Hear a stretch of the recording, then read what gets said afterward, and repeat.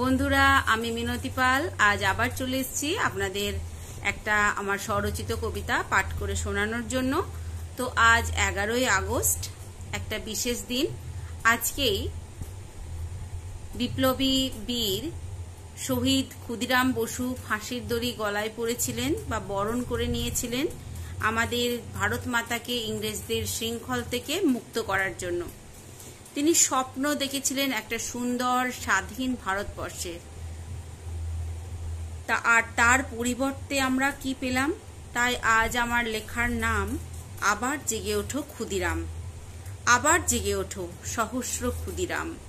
দাঁড়াও সগর্বে মাথা তুলি, জাতি ধর্ম নির্বিশেষে সকল বাধা ভুলি।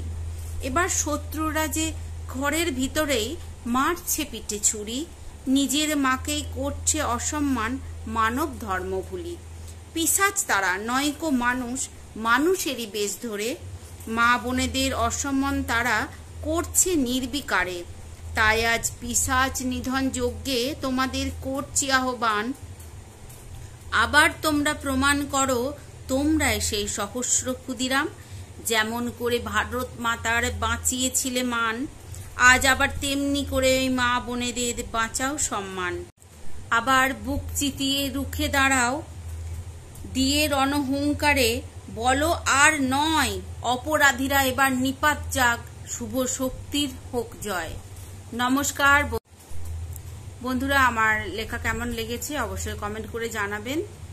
আর যদি আমার লেখা ভালো লেগে থাকে তাহলে আমার চ্যানেলটিকে সাবস্ক্রাইব করে আমার পাশে থাকার অনুরোধ জানাচ্ছি। লাইক শেয়ার করতে ভুলবেন না, ভালো ভালো কমেন্ট করে দেবেন, আর পাশে থাকা বেল আইকনটা প্রেস করে দেবেন যাতে নিত্য নতুন ভিডিও সবার আগে আপনার কাছে পৌঁছে যায়। তবে আজ এই পর্যন্ত, আবার দেখা হচ্ছে পরের ভিডিওতে।